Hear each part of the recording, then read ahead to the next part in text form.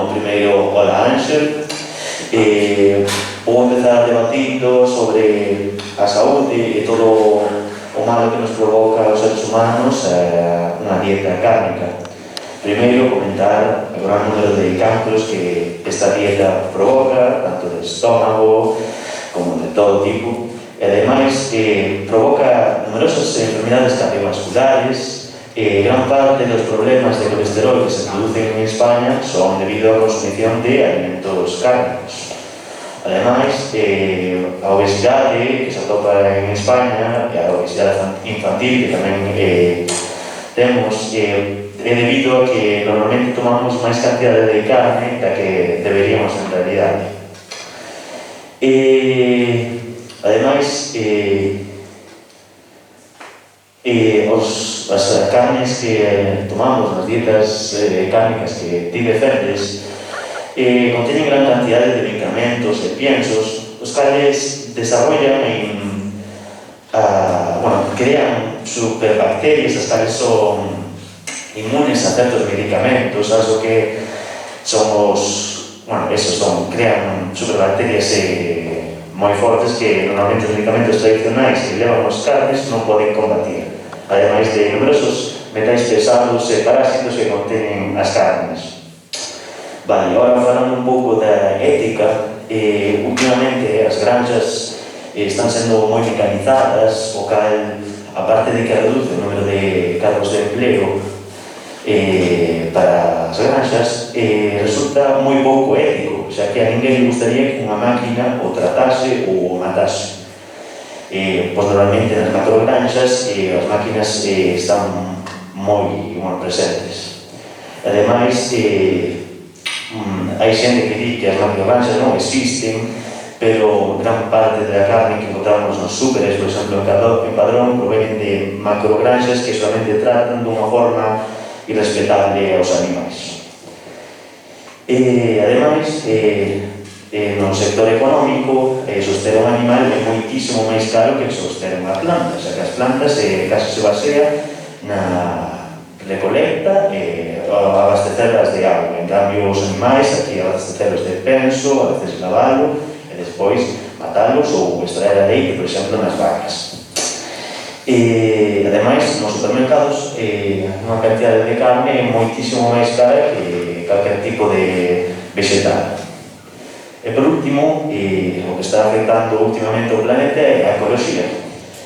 A industria cárnica é a segunda que máis contamina en todo o planeta. Ademais, dá moitísimos purins, metano, tamén provoca deforestación e, por último, moito gasto de auga. Boas, Raúl, grazas por dar a tua postura en contra do carnivorismo.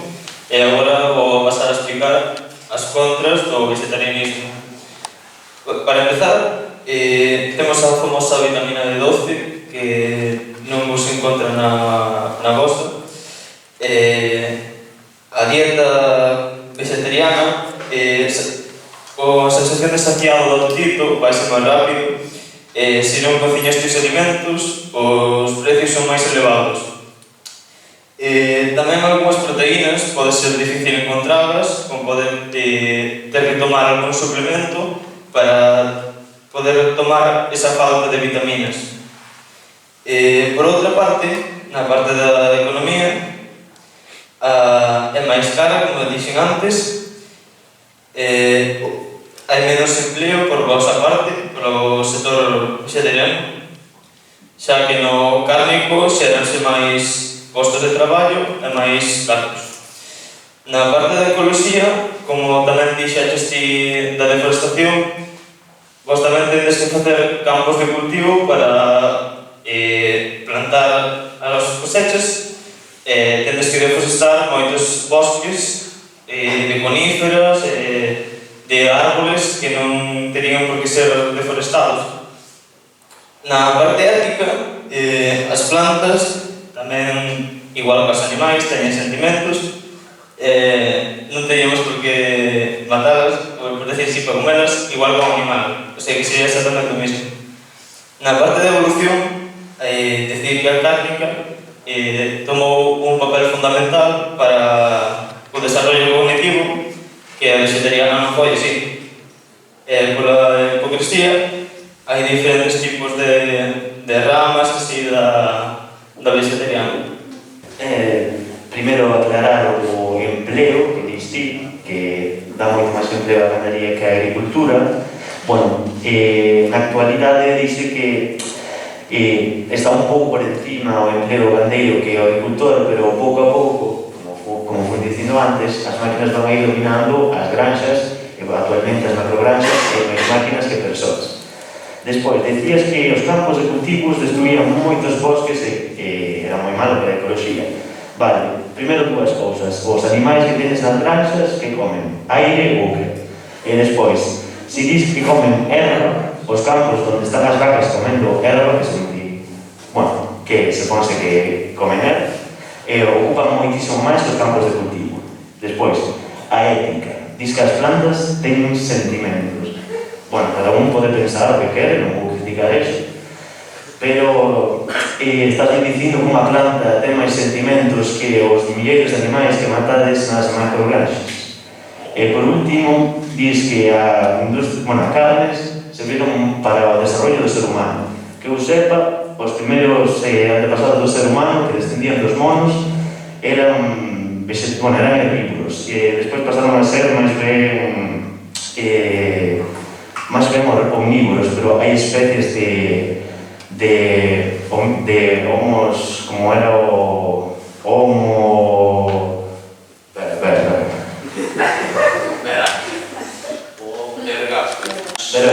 As primeiras dietas dos seres humanos eran vegetarianas e foron as máis importantes para o desarrollo dende os monos hasta os homínidos. Eso é o que eu decir. Na parte que dixeches ti dos campos de cultivo, vos para crear unha cosecha tendes que deforestar para crear un campo, pero un recinto ou ao aire libre poderías, por exemplo, cas vacas ou así, deixar o campo a natureza completamente sin ter que deforestar árboles, porque poden estar con eles. Non cos campos de cultivo, xeralmente, o que facedes é destruir os árboles e despois plantar encima deles. Que en moito sentido isto non lle vexo. Despois, na parte da ética ou dos sentimentos, ese xa si que deixa de la parte. Na parte da proteína, do que dixeches da carnivorista, que non estabas de acordo con iso, está demostrado que a proteína foi o principal para o desarrollo cognitivo dos animais, das persoas en xeral.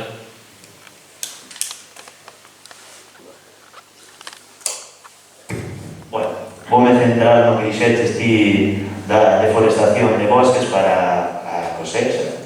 E a verdade, creo que a maior parte das granxas das que veñen os teus animais, donde se saca a tua carne, dame a min que non ven de pastos así libres onde non talasen os árboles.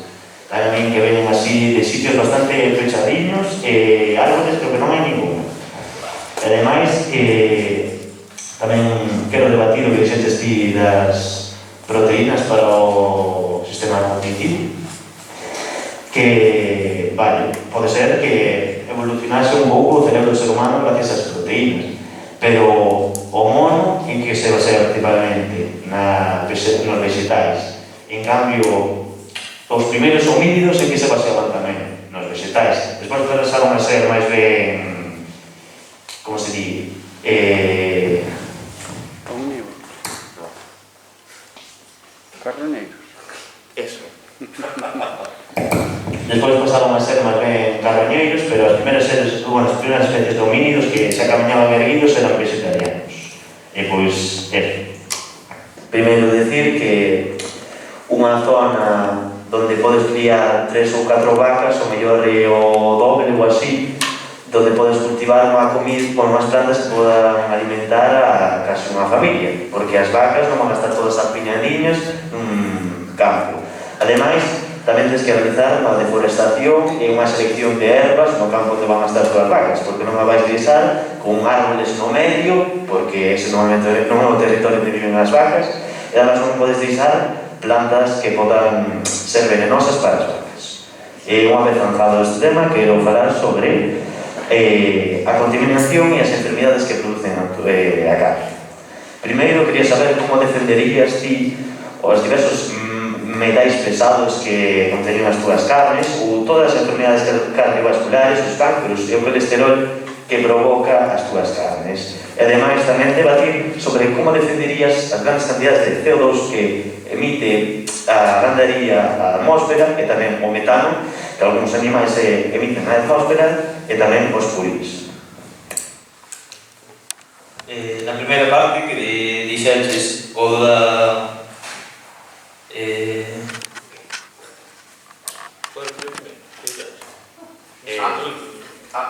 as enfermedades, bueno, o que das enfermedades? Todas as enfermedades cardiovasculares, o colesterol, os metais pesados, na parte das enfermedades, nós, como carnivoristas, decimos que eso está en parte mal, pero non é por ter nós ser carnivoristas, é por como está o ecosistema, por a xente que non fai, non cumple as leis, que tira o lixo, non ten que tirarlo, entón ao final acaba derivando tamén no carnivorista, igual que tamén no vegetarianismo. Na parte das enfermedades, de toda a comida en xeral, solamente non é por ser carnivorista por sí, porque é pola xente o que fai mal.